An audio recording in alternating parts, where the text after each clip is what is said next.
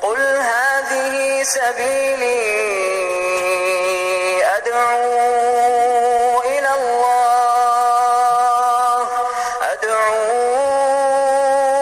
الله على بصيرة أنا ومن اتبعني وسبحان الله وما أنا من المشركين. Assalamualaikum warahmatullahi wabarakatuh. Mari kita bersyukur kepada Allah Subhanahu wa taala di mana kita pada petang hari ini masih diberikan kesehatan dengan kesempatan oleh Allah Subhanahu wa taala sehingga kita bisa hadir di masjid ini untuk kita sama-sama melaksanakan kewajiban kita, yaitu sholat maghrib berjamaah. Selanjutnya kita ikuti pengajian yang akan disampaikan oleh Ustaz Fahrudin. Mudah-mudahan bagi bapak-bapak jemaah yang masih ada di masjid ini dapat mengikutinya sampai akhir, dan kita berdoa kepada Allah Subhanahu wa taala agar apa yang kita dengarkan ini dimudahkan oleh Allah untuk memahaminya, dan mudah-mudahan kita dapat mengamalkannya. Selanjutnya penyampaian lebih kurang seperti biasa Ustaz sampai dengan waktu azan. Nanti antara azan kita melanjutkan dengan diskusi dan tanya jawab. Demikian, assalamualaikum warahmatullahi wabarakatuh.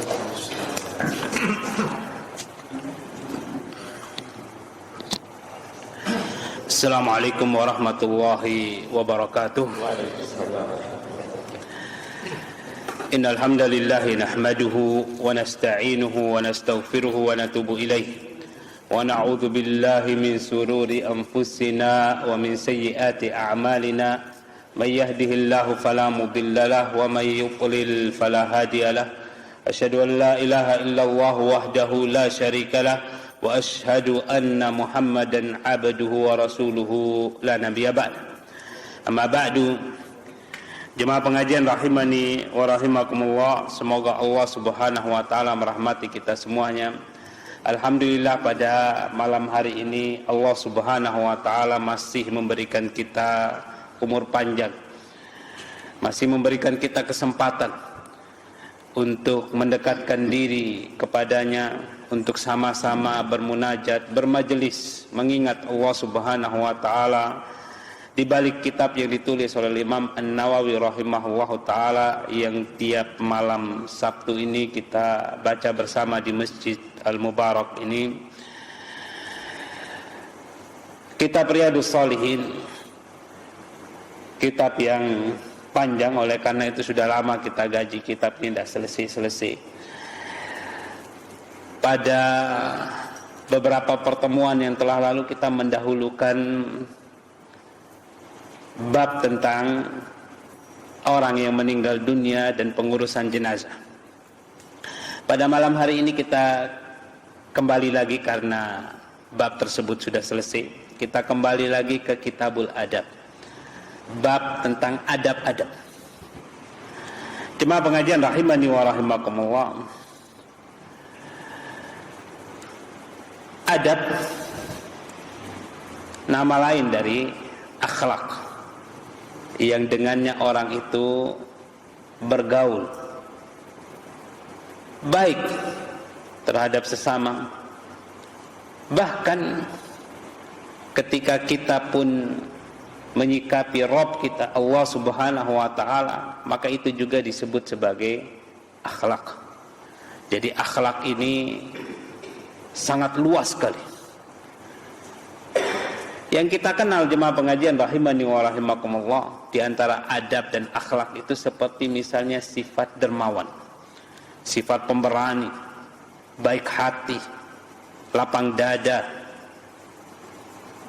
kemudian suka tersenyum, dan yang lain-lain. Dan di antara adab-adab Islami, akhlak yang baik, yaitu malu. Oleh karena itu di bab pertama, bagian pertama dari bab adab ini, Al-Imam An-Nawawi rahimahullah ta'ala berkata, babul haya'i, wa fadlihi wal hasi ala takhalluqi bihi. Bab malu dan keutamaan malu serta anjuran untuk memiliki sifat malu. Jemaah pengajian rahimani wa rahimakumullah, semoga Allah Subhanahu wa taala merahmati kita semuanya. Malu itu bisa mendorong orang untuk memperbaiki sikap, menghiasi dirinya dengan sikap-sikap yang terpuji, meninggalkan sikap-sikap yang dianggap oleh orang lain tidak cocok untuk kita atau tidak layak untuk ditampilkan di hadapan orang lain. Sehingga orang-orang yang punya sifat malu, biasanya mereka ini punya wibawa karena tidak dikenal melakukan hal-hal yang buruk. Jemaah pengajian rahimani wa rahimakumullah, selain malu kepada sesama manusia, kita juga dituntut malu kepada pencipta kita, kepada Allah Subhanahu wa ta'ala. Ketika kita misalnya meninggalkan kewajiban-kewajiban, mestinya kita malu. Ketika kita misalnya melakukan hal-hal yang haram, mestinya kita malu kepada Allah Subhanahu wa ta'ala. Apalagi Allah Subhanahu wa ta'ala maha melihat, baik ketika sendiri, baik ketika kita berada di tengah kamar kita di malam gelap gulita, tidak ada orang di rumah kita, mestinya kita malu kepada Allah Subhanahu wa ta'ala. Sehingga jemaah pengajian rahimani wa rahimakumullah, sifat malu ini sifat yang dipuji dalam agama kita karena menghasilkan hal-hal yang baik. Cuman satu tempat di mana malu itu dilarang, yaitu ketika menuntut ilmu. Al-Imam Mujahid rahimahullahu ta'ala berkata, la yatlubul ilma mustakbirun wala mustahyin. Tidak cocok menuntut ilmu itu orang yang sombong dan orang yang pemalu. Maksudnya pemalu bagaimana dalam menuntut ilmu ini? Pemalu yang tidak mau menjelaskan terus terang saya belum paham, terus terang misalnya saya punya masalah seperti ini dan seperti itu, saya punya sesuatu yang menjadi tanda tanya dalam hati saya. Mestinya yang seperti ini disampaikan. Kalau dia malu dalam masalah ini, tidak cocok belajar ilmu yang seperti ini. Jemaah pengajian rahimani wa rahimakumullah, semoga Allah Subhanahu wa ta'ala merahmati kita semuanya. Sisanya selain dari ini, malu itu terpuji. Jemaah pengajian rahimani wa rahimakumullah, semoga Allah Subhanahu wa ta'ala merahmati kita semuanya. Oleh karena itu,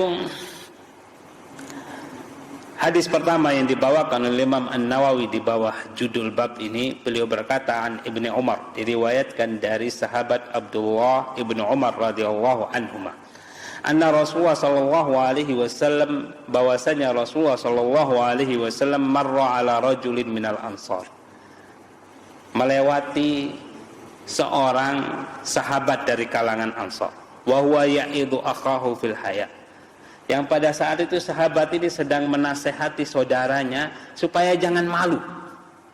Faqala Rasulullah SAW, kemudian Rasulullah SAW menegur sahabat tersebut, da'hu, biarkan dia punya sifat malu. Fa innal haya'a minal iman, karena rasa malu itu bagian dari keimanan. Muttafaqun alaih, hadis ini disepakati kesahihannya Imam Bukhari dan Imam Muslim. Bahkan di hadis yang muttafaqun alaih juga, hadis kedua yang dibawakan oleh Imam An-Nawawi dalam bab ini, wa an Imran, diriwayatkan dari sahabat Imran ibnu Husain radhiyallahu anhu maqala, beliau berkata, qala Rasulullah sallallahu alaihi wasallam, Rasulullah sallallahu alaihi wasallam bersabda, al haya'u la ya'ti illa bi khair, rasa malu itu tidak mendatangkan kecuali kebaikan. Muttafaqun alaih, hadis ini disepakati kesahihannya Imam Bukhari dan Imam Muslim. Wa fi riwayatin li Muslim, Imam An-Nawawi berkata, Dalam riwayat Imam Muslim, Rasulullah SAW bersabda, al-haya'u kulluhu khairun kulluhu. Rasa malu itu semuanya baik. Atau dalam riwayat yang lain dibalik bagian terakhirnya, al-haya'u kulluhu khair. Rasa malu itu semuanya baik. Cuma pengajian rahimani wa rahimakumullah, semoga Allah Subhanahu wa taala merahmati kita semuanya. Seorang pemalu kalau berjalan itu jalannya tidak akan menarik perhatian orang lain. Bagaimana mau menarik perhatian orang lain padahal dia ini seorang pemalu? Kalau bicara juga tidak menarik perhatian orang lain. Berbicara secukupnya, yang penting-penting, yang perlu-perlu saja. Kalau bikin lelucon misalnya, leluconnya juga tidak kotor-kotor. Tidak yang berbau dosa dan keburukan. Karena malu dia. Mau bicarakan aurat wanita, membicarakan hubungan ini dan itu, malu dia. Berbeda dengan orang yang tidak punya rasa malu. Semua barang-barang wanita disebutkan. Walhamdulillah. Dan itu menjadi bahan ketawaan kadang-kadang di tengah-tengah pengajian. Sering kita menjumpai hal seperti ini. Entah jamaahnya memang barangkali merasa lucu, atau barangkali memang menertawakan sang penceramah. Karena memang kok bisa ada orang seperti ini menyebutkan hal-hal yang kotor-kotor, yang tidak layak disebutkan di hadapan khalayak ramai.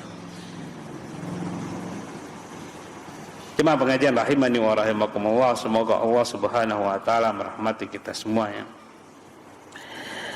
Oleh karena itu, dalam hadis yang tenar, Rasulullah sallallahu alaihi wasallam bersabda, hadisnya diriwayatkan Imam Bukhari, "Inna mimma adrakan nasu min kalamin nubuwatil ula." Sesungguhnya di antara hal-hal yang pertama-tama diketahui, atau di antara hal-hal yang diketahui oleh manusia dari perkataan para nabi, dari prinsipnya para nabi, idza lam tastahyi fasna' ma syi'ta. Jika kamu tidak malu, maka berbuatlah sesuka. Cuma pengajian rahimani wa rahimakumullah, ini hikmah kenabian. Tapi sering sekali muncul dalam kehidupan kita sehari-hari. Baik ketika menasehati keluarga kita, anak-anak kita. Selalu kita bilang, malu dong sama tetangga, malu tuh sama keluarga, malu sama ini, malu sama itu. Di mana kita taruh muka kita kalau begini caranya? Ini semua hikmah-hikmah kenabian. Maksudnya seperti itu hadisnya. Perkataan nasihat seperti ini, nasihat yang bagus, menekankan supaya kita malu. Dan ini yang dibawa oleh para nabi. Sehingga Rasulullah SAW bersabda, di antara hikmah-hikmah kenabian yang paling pertama yang didapati oleh seseorang itu, yaitu kalimat, kalau kamu tidak malu, berbuatlah sesuka. Cuma pengajian rahimani wa rahimakumullah, semoga Allah Subhanahu wa taala merahmati kita semuanya. Rasulullah sallallahu alaihi wasallam sangat pemalu. Beliau sallallahu alaihi wasallam diriwayatkan dalam hadis Imam Bukhari, Sahih Bukhari, wa kana an-nabiy sallallahu alaihi wasallam ashaddu haya'an minal adra'i fi hidriha. Nabi sallallahu alaihi wasallam itu termasuk sifat beliau sangat pemalu, lebih pemalu daripada gadis pingitan di dalam kamar. Gadis kalau dipingit, jemaah pengajian rahimani wa rahimakumullah, taruh dalam kamar, itu luar biasa pemalu. Nabi sallallahu alaihi wasallam seperti itu, pemalu sekali. Sehingga jemaah pengajian rahimani wa rahimakumullah, saking malunya beliau kalau dimintai sesuatu jarang menolak, dikasih saja. Malu karena beliau yang sering menganjurkan orang untuk berbuat baik. Masa punya tapi tidak ngasih? Apalagi kepada Allah Subhanahu wa ta'ala, sangat malu beliau.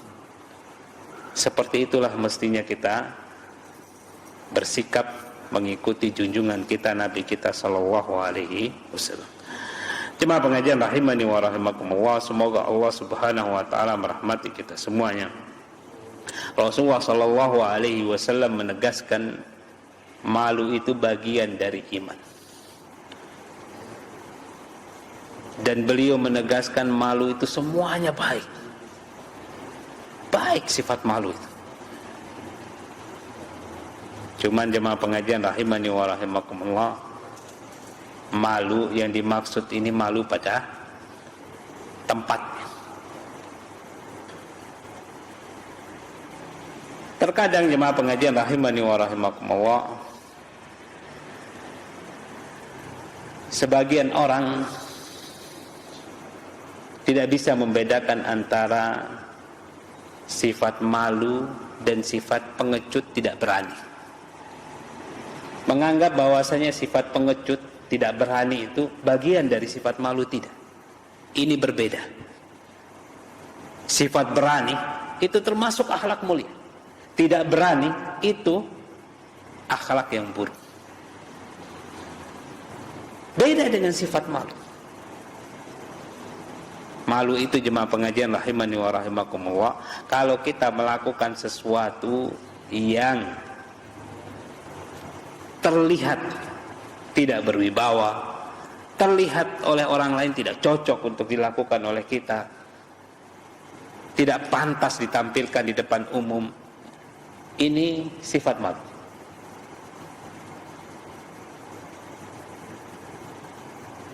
Kalau sifat penakut itu sesuatu yang baik, tapi dia takut melakukan. Seperti misalnya bertanya kemana jalan menuju ke masjid misalnya. Wah, malu saya, tidak enak saya. Salah kaprah yang seperti ini. Kita mau menuju ke suatu tempat kebaikan, mau sholat berjamaah, malu tanya di mana masjid. Bukan malu ini, tidak berani namanya, pengecut yang seperti ini. Apa yang ditakutkan? Di dunia ini tidak ada orang yang, hampir sudah tidak ada orang yang makan orang. Biasa saja orang bertanya kemana jalan ini, kemana itu, kemana ini. Sehingga jemaah pengajian rahimani wa rahimakumullah, ketika anak kita suruh misalnya untuk bertanya kemana jalan keluar atau bagaimana cara untuk melakukan yang seperti ini dan seperti itu, kemudian dia beralasan, malu saya Pak. Ajarkan mereka bahwasanya itu bukan malu, itu rasa takut, pengecut yang seperti ini harus dihilangkan. Terutama jemaah pengajian rahimani wa rahimakumullah, terkenal di kalangan para pelajar dan penuntut ilmu. Orang Indonesia, pelajar Indonesia itu rata-rata penakut semuanya. Berbeda dengan pelajar-pelajar dari luar negeri. Anak-anak Saudi misalnya, anak-anak Yaman misalnya, anak-anak daerah-daerah Jazirah Arab sana, berani-berani, bertanya berani, menyatakan saya belum mengerti, berani mereka. Apa saja disampaikan kepada gurunya. Atau menanyakan sesuatu misalnya di tengah-tengah jalan misalnya, berani mereka. Jemaah pengajian rahimani wa rahimakumullah, karena memang ini bukan sesuatu yang melanggar adat kebiasaan, ini sifat asli manusia. Bertanya sesuatu yang tidak diketahui itu sifat asli manusia. Cuma syaitan terkadang menakut-nakuti kita, menakut-nakuti anak-anak kita. Karena Allah Subhanahu wa taala berfirman, "Dzalikumus syaitanu yukhawwifu awliya'ah fala takhafuhum." Itulah syaitan yang sering membuat takut wali-wali, membuat takut orang-orang yang beriman. Jangan takut sama mereka. Fakhafuni, takutlah kepada aku, kepada Allah Subhanahu wa taala. Jemaah pengajian rahimani wa rahimakumullah, semoga Allah Subhanahu wa taala merahmati kita semuanya. Hadis yang ketiga yang dibawakan oleh Imam An-Nawawi rahimahullahu taala, wa an Abi Hurairah, diriwayatkan dari sahabat Abu Hurairah radhiyallahu anhu, anna Rasulullah sallallahu alaihi wasallam qaal, bahwasanya Rasulullah sallallahu alaihi wasallam bersabda, al-imanu bid'un wa sab'un. Iman itu ada 70 sekian, au bid'un wa sittun, atau 60 sekian syu'batan, cabang. 70 sekian atau 60 sekian cabang. Fa afdaluha, yang paling utama dari cabang-cabang keimanan itu qaulul la ilaha illallah, ucapan la ilaha illallah. Wa adnaha, dan yang paling rendah dari cabang-cabang tersebut imaqatul adza 'anit thariq, menghilangkan gangguan dari jalanan. Wal haya'u syu'batun minal iman, sifat malu itu adalah salah satu cabang dari cabang-cabang keimanan. Muttafaqun alaih, hadis ini disepakati kesahihannya Imam Bukhari dan Imam Muslim. Jemaah pengajian rahimani wa rahimakumullah, semoga Allah Subhanahu wa taala merahmati kita semuanya. Rasulullah sallallahu alaihi wasallam di hadis ini tidak menjelaskan semua cabang keimanan. Bahkan beliau sallallahu alaihi wasallam tidak menentukan secara detail berapa sih cabang keimanan itu. Beliau pertama menyebutkan 70 atau 60. Yang kedua beliau menyebutkan sekian, 70 sekian atau 60 sekian. Tidak disebutkan sekian ini berapa. Bid'un itu dalam bahasa Arab antara 3 sampai 9. Berapa ini kira-kira ini? Kenapa Rasulullah SAW membuat cabang-cabang keimanan itu, atau menyampaikan cabang-cabang keimanan ini seolah-olah agak sedikit tidak terang seperti itu, sedikit samar? Kenapa beliau SAW tidak menyebutkan saja cabang pertama, cabang kedua, cabang ketiga, cabang keempat, cabang kelima, cabang keenam? Kan lebih jelas, enak kita pelajarinya kalau begitu. Jemaah pengajian rahimani wa rahimakumullah, tentu saja sebagai orang yang beriman kepada Allah dan Rasulnya, kita tidak akan protes demikian. Tentu saja sebagai orang yang sami'na wa ata'na, kalau datang firman Allah, ada sabda Rasulullah SAW, kita langsung mengucapkan saya dengar dan saya taati. Kita langsung beriman, ini yang paling sempurna. Kalau beliau menyebutkan detail-detailnya justru tidak sempurna.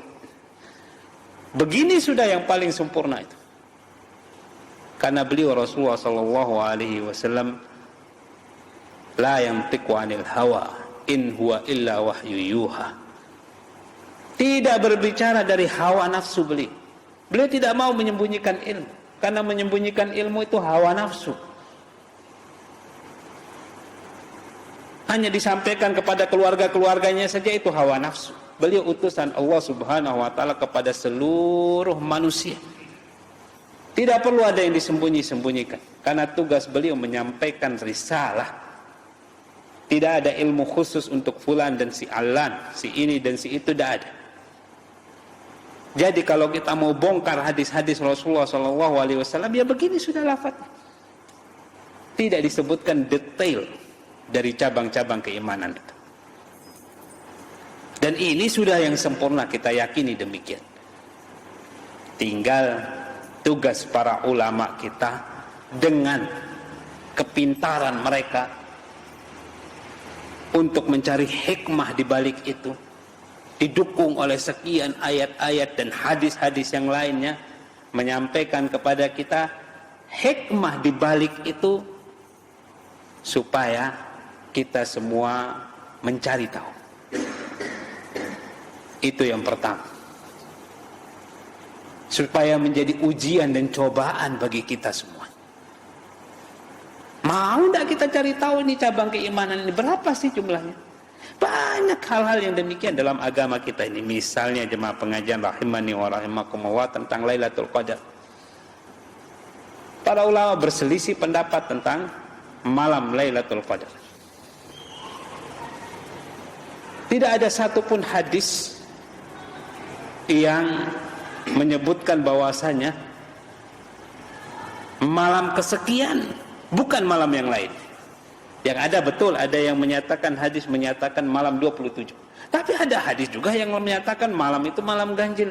Cari saja di malam 21, 23, 25, 27, 29. Ada lagi yang lebih umum lagi hadisnya lagi.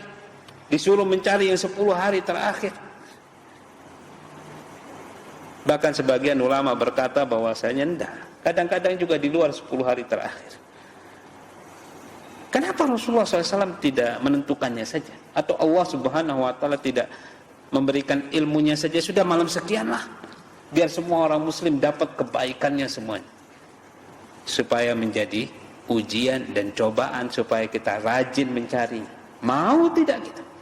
Supaya ada pemisah antara orang-orang yang betul-betul bersungguh-sungguh, orang yang setengah-setengah bersungguh-sungguh, orang yang tidak sama sekali bersungguh-sungguh. Supaya ada tingkatannya. Kalau semua dikasih seperti dikasih makanan lengkap dengan hidangan yang paling nikmat semuanya, sama rata semua, tidak ada bedanya antara orang yang betul-betul bertakwa dengan orang-orang yang setengah-setengah bertakwa. Tidak ada bedanya. Yang demikian supaya kita dipisah oleh Allah Subhanahu wa Ta'ala mana di antara kita orang-orang yang punya kedudukan lebih tinggi daripada yang lain. Contoh pertama itu malam Lailatul Qadar. Contoh kedua misalnya di sore hari Jumat sebelum maghrib itu, antara asar sampai maghrib. Rasulullah SAW bersabda, fiha sa'ah. Di sore hari Jumat itu ada satu waktu. La yuwafiquha 'abdun muslim wa huwa qa'imun yusalli yas'alullaha syai'an illa atahu iyyah. Tidaklah seorang hamba itu diberi taufik yang di situ dia berdiri sholat atau berdoa meminta kepada Allah Subhanahu wa Ta'ala sesuatu kecuali akan dikabulkan oleh Allah Subhanahu wa Ta'ala. Kapan itu waktunya? Jam berapa? Tidak jelas. Cari saja supaya menjadi ujian bagi kita semua. Begitu juga nama-nama Allah Subhanahu wa Ta'ala. Rasulullah SAW bersabda, innalillahi tis'atun wa tis'ina asman. Sesungguhnya Allah Subhanahu wa Ta'ala itu punya 99 nama. Mi'atun illa wahidah. 100 kurang 1. Man ahsaha dakhalal jannah. Barang siapa ahsaha kalau bahasa biasanya itu menghitungnya. Tapi para ulama menafsirkannya ahsaha maksudnya menghitung, memahami, menghayati dan mengamalkan apa saja yang menjadi konsekuensi dari keimanan terhadap nama-nama Allah Subhanahu wa Ta'ala tersebut. Dakhalal jannah. Siapa yang melakukan demikian maka dia akan masuk surga. Tidak ada satupun jemaah pengajian rahimani wa rahimakumullah hadis yang mengurutkan nama-nama Allah Subhanahu wa Ta'ala dari nomor 1 sampai 99 tidak ada. Sebagian. Sehingga para ulama bahkan berselisih pendapat. Yang 99 itu yang mana sih? Banyak yang disepakati dari nama-nama Allah Subhanahu wa Ta'ala tersebut, tapi ada 1-2 yang diperselisihkan.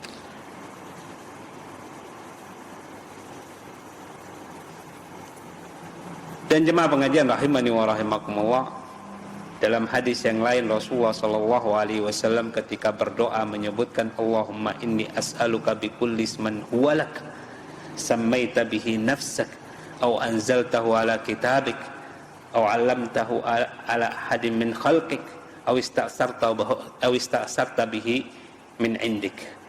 Ya Allah, aku memohon kepadamu dengan semua nama yang engkau namakan dirimu dengannya, yang engkau turunkan kepada kau turunkan di dalam kitab-kitab, atau yang engkau ajarkan kepada salah seorang dari hamba-hamba, atau yang engkau sembunyikan sendiri untuk dirimu sendiri. Dari hadis ini para ulama berpendapat nama-nama Allah Subhanahu wa taala itu tidak terhingga jumlahnya. Banyak sekali. Sehingga tidak aneh kalau kita kumpulin semua nama-nama Allah Subhanahu wa taala dalam Al-Qur'an, dalam hadis bisa lebih 100 loh. Jadi gimana nih hadisnya? Hadisnya maksudnya cukup 99 saja. Tidak usah lebih dari 99. Nama Allah itu banyak, tidak usah lebih dari 99. 99 saja yang kamu pelajari, yang kamu hayati, yang kalian amalkan konsekuensinya, maka kalian akan masuk surga. Maksudnya demikian. Mana yang 99 itu? Ya cari sendiri. Usaha sendiri untuk membedakan siapa yang bersungguh-sungguh dan siapa yang kurang sungguh-sungguh. Balasannya surga. Jemaah pengajian rahimani wa rahimakumullah, semoga Allah Subhanahu wa taala merahmati kita semuanya. Jadi tidak aneh jika Rasulullah SAW tidak menyebutkan secara detail di sini. Tapi para ulama banyak yang mencoba untuk menyebutkan. Seperti nama-nama Allah Subhanahu wa taala, para ulama menyusunnya. Dicari dari ayat-ayat dan hadis-hadis. Begitu juga syu'abul iman ini. Cabang-cabang keimanan ini. Dari sekian banyak ayat, banyak hadis-hadis Rasulullah SAW disusun. Mana sih itu? Seperti misalnya Imam Al-Baihaqi, seperti Imam yang lain-lainnya para imam-imam kita menulis kitab-kitab. Ada yang kitab, judul kitabnya Syu'abul Iman, cabang-cabang keimanan. Disebutkan di situ cabang-cabang keimanan yang dimaksud oleh Rasulullah adalah 1, 2, 3, 4, 5, 6. Jemaah pengajian rahimani wa rahimakumullah, semoga Allah Subhanahu wa taala merahmati kita semuanya. Yang disebutkan dalam hadis ini 3 cabang. Yang paling tinggi, yang paling rendah, dan satu yang membuat Al-Imam An-Nawawi menempatkan hadis ini di bab ini, yaitu al-haya'u minal iman. Malu itu adalah syu'batun minal iman, salah satu dari cabang keimanan. Jemaah pengajian rahimani wa rahimakumullah, semoga Allah Subhanahu wa taala merahmati kita semuanya. Tidak aneh jika kalimat la ilaha illallah itu ditaruh atau ditempatkan di cabang teratas. Kenapa demikian? Karena kalimat ini kalau ditimbang dengan alam semesta ini semuanya akan lebih berat kalimat ini. Sebagaimana hadis yang walaupun diperselisihkan oleh para ulama tentang kesohihannya, akan tetapi maknanya demikian adanya. Tidaklah Allah Subhanahu wa taala menciptakan alam semesta ini kecuali untuk menegakkan kalimat la ilaha illallah. Berbeda dengan akidah sebagian orang, ya mohon maaf, akidah sebagian orang yang berpatokan dengan hadis palsu, yang menyebutkan tidaklah Allah menciptakan alam semesta ini kecuali untuk Nur Muhammad. Hadisnya palsu. Dan apa hubungannya jemaah pengajian rahimani wa rahimakumullah? Kalau kita menyebutkan Allah Subhanahu wa taala menciptakan kalimat la ilaha, menciptakan alam semesta ini untuk menegakkan kalimat la ilaha illallah, jelas hubungannya. Hubungannya bagaimana? Hubungannya karena memang Allah Subhanahu wa taala menciptakan alam semesta ini untuk menunjukkan kemahakuasaannya, untuk menunjukkan bahwasanya tidak ada sesembahan yang berhak disembah di alam semesta ini kecuali Dia saja. Jelas hubungannya. Jemaah pengajian rahimani wa rahimakumullah, semoga Allah Subhanahu wa taala merahmati kita semuanya. Surga dan neraka kuncinya adalah kalimat la ilaha illallah, bukan yang lain. Bukan golongan, bukan bendera partai, bukan bendera ini dan itu, tidak. Kuncinya kalimat la ilaha illallah. Dengannya kita masuk Islam. Dengannya orang dipisah mana muslim, mana kafir. Ini kalimat yang paling banyak dikumandangkan. Di azan-azan dikumandangkan. Apalagi di musim haji seperti ini. Talbiyah isinya kalimat la ilaha illallah. Dikumandangkan menjadi syiar.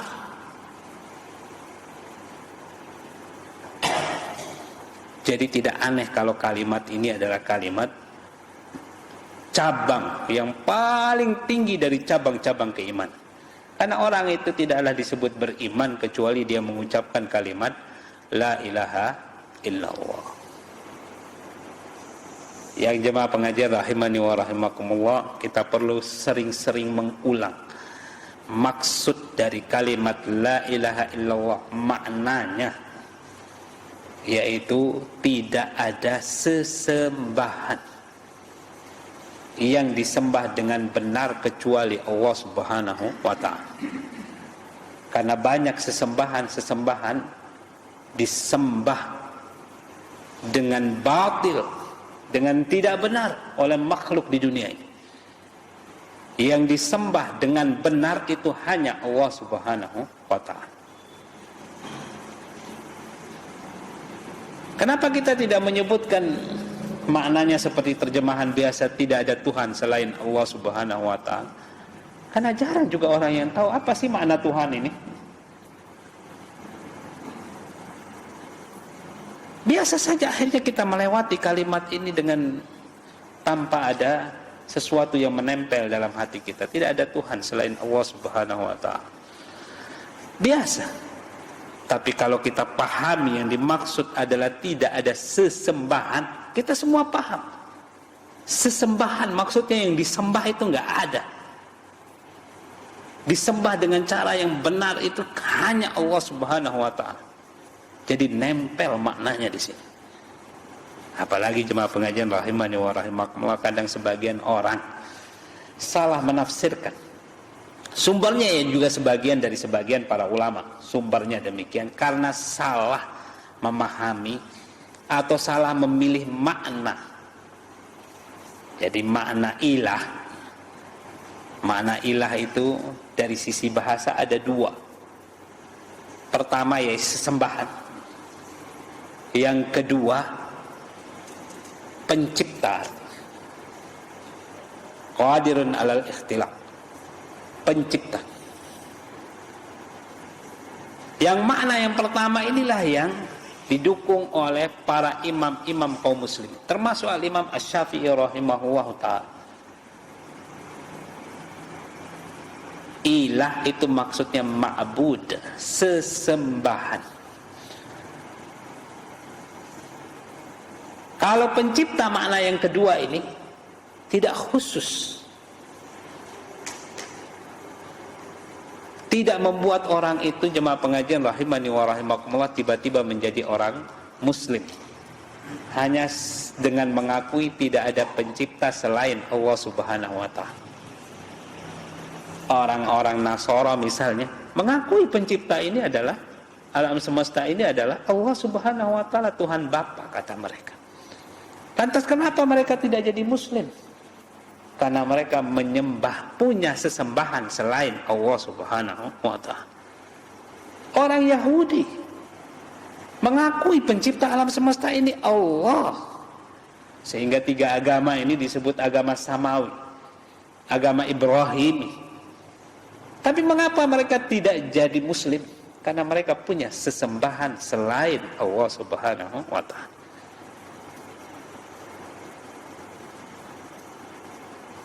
Orang-orang kafir Quraisy dulu mengakui pencipta itu adalah Allah Subhanahu wa ta'ala. Dari warisan Nabi Ibrahim, ajaran Nabi Ibrahim alaihissalam, pencipta itu Allah Subhanahu wa ta'ala. Allah Subhanahu wa ta'ala mengisahkan dalam Al-Quran, wala in sa'altahum, jika kamu bertanya kepada orang-orang kafir Quraisy itu, siapa yang menciptakan langit dan bumi, la yaqulun Allah, mereka akan berkata Allah yang menciptakannya. Fa anna tufakun. Terus kenapa kalian bisa dipalingkan dari menyembah Allah Subhanahu wa taala? Kenapa? Mereka berkata kalau sesembahan mereka itu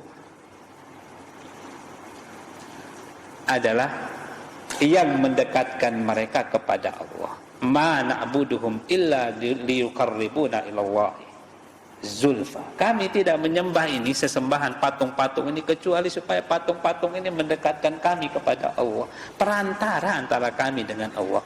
Mereka juga disembah seperti itu. Sehingga tidak cocok kalau hanya sekadar dikatakan la ilaha illallah yang menjadikan kita muslim ini hanya tidak ada pencipta selain Allah. Yang cocok itu tidak ada sesembahan yang disembah dengan benar kecuali Allah Subhanahu wa taala. Supaya orang paham, begini kita Islam itu. Masuk Islam itu seperti itu. Tidak nyembah-nyembah yang lain, hanya nyembah Allah Subhanahu wa taala saja. Sehingga jemaah pengajian rahimani wa rahimakumullah, tidak aneh sebagian orang muslim ini merasa bahwasanya kalau kita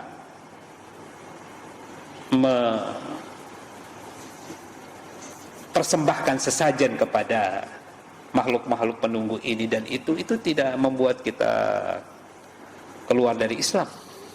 Itu tidak membuat kita membatalkan kalimat la ilaha illallah. Kenapa? Karena saya masih mengakui Allah itu sebagai Tuhan saya, sebagai pencipta saya. Berbuat sihir misalnya atau praktek sihir, perdukunan dan sebagainya, itu bukan syirik. Itu tidak membuat saya keluar dari Islam, karena saya mengakui Allah itu pencipta saya. Karena mereka memahami kalimat la ilaha illallah itu sampai di situ saja. Yang coba kalau mereka memahami kalimat la ilaha illallah itu tidak ada sesembahan yang disembah dengan benar kecuali Allah, niscaya mereka tidak akan melakukan demikian. Tidak akan mempersembahkan kepada ibadah kepada selain Allah Subhanahu wa taala. Mereka akan lari, karena itu akan membuat kalimat la ilaha illallahnya jadi batal. Jadi kira-kira begini kenapa terjadi perselisihan di kalangan umat Islam, terutama masalah yang namanya syirik ini.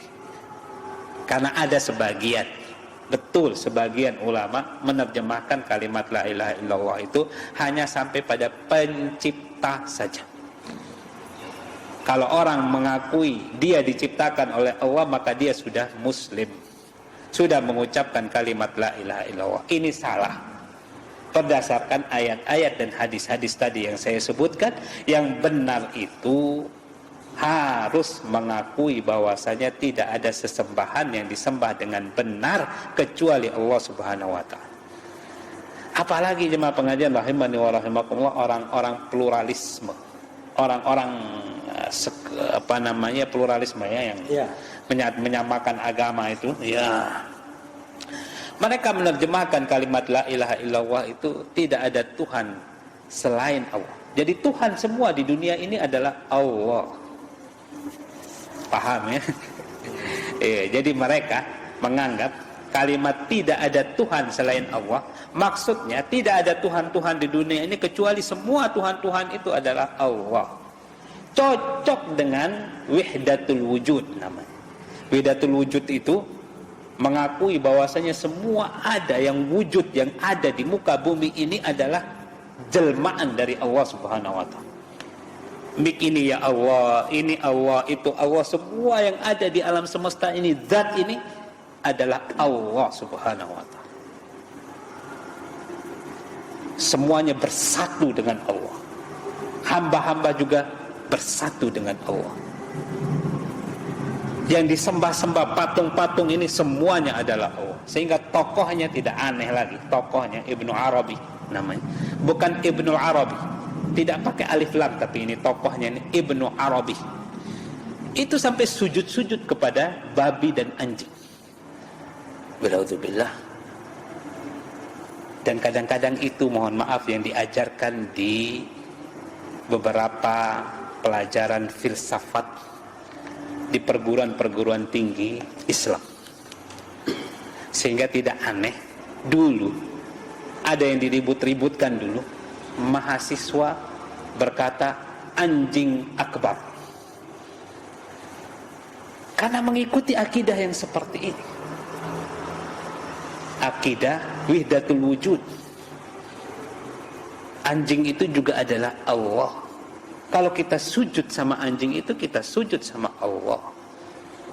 Tuhan apapun yang disembah di dunia ini adalah perwujudan dari Allah Subhanahu wa ta'ala. Jadi semuanya adalah Allah. Tidak aneh kalau kita menyembah patung-patung itu, kita juga bisa disebut sebagai menyembah Allah.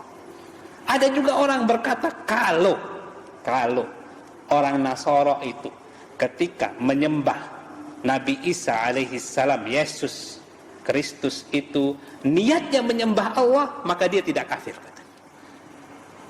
Karena memang Allah itu atau Yesus Kristus itu bagian dari Allah Subhanahu wa ta'ala. Zatnya itu bersatu dengan Allah Subhanahu wa ta'ala. Karena semua zat yang ada di muka bumi ini bersatu dengan Allah Subhanahu wa ta'ala. Tidak keblinger itu bapak-bapak, ibu-ibu. Keblinger yang seperti ini. Buat apa Allah Subhanahu wa ta'ala menurunkan Rasulullah SAW kalau begitu modelnya? Ya biarin aja manusia menyembah apa maunya. Toh juga menyembah Allah. Naudzubillah, sudah ini pemikiran-pemikiran yang waliyadzubillah. Ya mau kita mohon kepada Allah agar kita semua diselamatkan dari pemikiran seperti